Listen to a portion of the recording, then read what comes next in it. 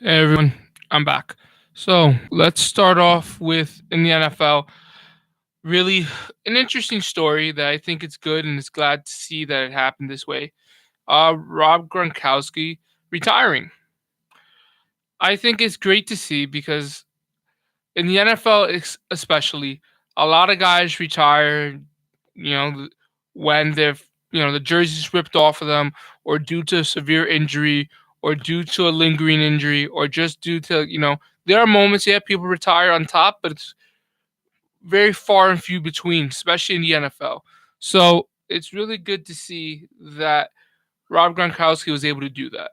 As much as there's people, especially in the New York market here, if you're a Jets fan, you may have hated Rob Gronkowski and the Patriots, of course, but I'm sure you're glad to see that he's retired. He's gonna, be healthy, hopefully, retire, and now he starts a different life. And who knows? Yeah, he might come back in a year or something. Maybe when he feels a lot more healthier and he thinks he can do it again. And if he wants, I'm sure that's his prerogative, and I'm sure the Patriots will welcome him back and things like that.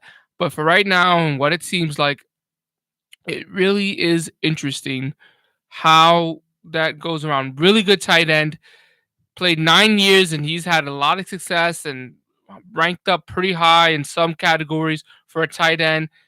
All these different things, it's great to see. But I wonder how if he would have been, stayed maybe 12 years. Yeah, he's going to be a Hall of Famer probably. I can't guarantee number 1 because he longevity does play a factor in this kind of part, but I'm sure he's going to be a Hall of Famer. Probably get some kind of ceremony from the Patriots one day, down the line. But he was a true competitor. He played the game, tight end position, the biggest he was targeted. People tried to injure him, not on purpose, just trying to knock him out of the game, things like that.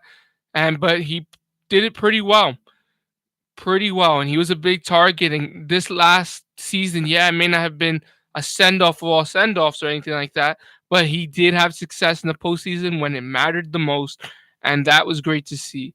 And also a little bit good to see is some of the players who had nothing but good things to say about Rob Gronkowski and his retirement. Just to highlight a few, here we go.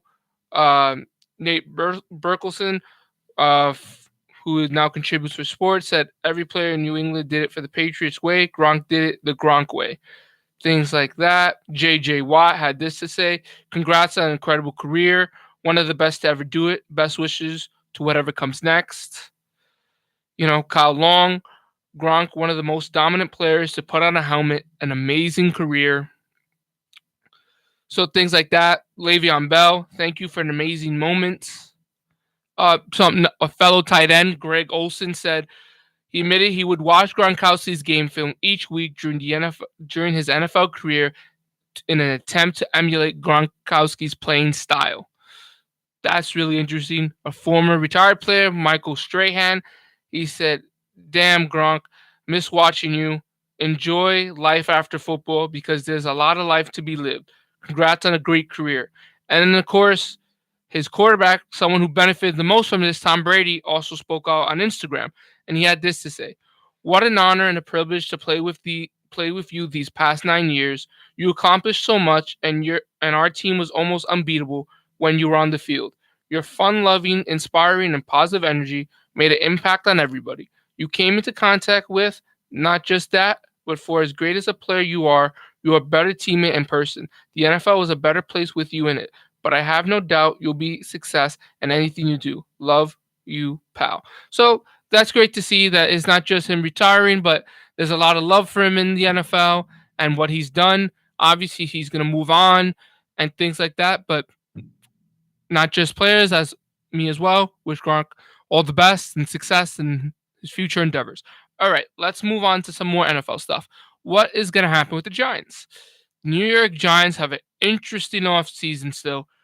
Yeah, they got the draft pick. Yeah, they traded Odell Beckham Jr. That was very interesting. Of course, Landon Collins is gone and got a great deal from the Redskins. So what are they going to do?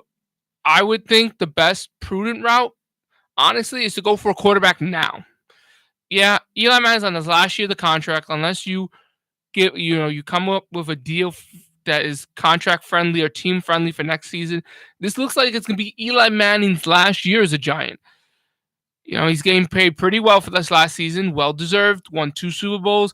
Yeah, he may not have as much success in the regular season as other quarterbacks could, but when it came to postseason, he was pretty good. And even the last postseason that he ever played in, with the whole boat situation in Miami before that, that game was not on Eli. Eli Manning was accurate. He was prepared that game. It was just unfortunate. It just didn't work out. But I think it's to get a quarterback. It really is. You have quarterbacks to get in this draft. You got 2 of them that are really high up there.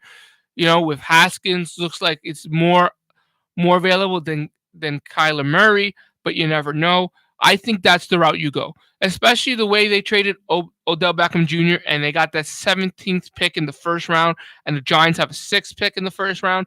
You go that route. You try to. You're probably not going to get number 1 because the Cardinals. Why would they do that? They pretty much look like they need a quarterback, but maybe another team above that, the 4 or even the 2, second pick. There are teams out there who don't need a quarterback. The 49ers have a quarterback. I believe they believe in Jimmy Garoppolo. So you just have to figure out what kind of deal will it take to get to that second pick in the first round to get your quarterback. Because I think that's what it is. I think the Giants are ready for a quarterback.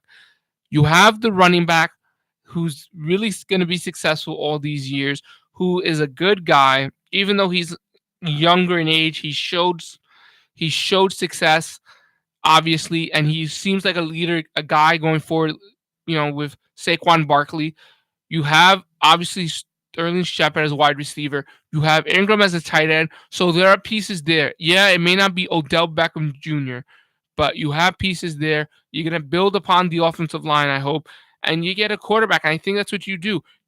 I don't think if they get a quarterback, unless Eli Manning is very horrible or injured, I don't think he's going to start right away. I think it's going to be more of like when Eli started, basically. Eli started halfway through the season. He veteran quarterback, you know, they had in place, and Eli Manning replaced them. And it's just, I think it's going to be that kind of situation. Or if they get the quarterback and Eli Manning has a really respectable season and looks like they're taking this team to playoff, which is highly doubtful. But if that's the case, it looks like Eli Manning's going to be, no matter what, probably going to be a starting quarterback for most of the time, but he's going to be a mentor to this quarterback. And I think that's not a bad thing. Yeah, everyone wants quarterbacks to start right away, and not saying that's not bad to do. But in certain situations, when you have someone like Eli Manning, who's won Super Bowls, who is a great character guy, someone who leads by example. Yeah, he may not be the rah-rah guy people want quarterbacks to be sometimes, but I'm sure whoever becomes the next quarterback for the Giants would benefit tremendously from Eli Manning's experience, knowledge, being around him, speaking to him every day. And doesn't mean that he's going to be there the whole season, Eli. They might take him out halfway through.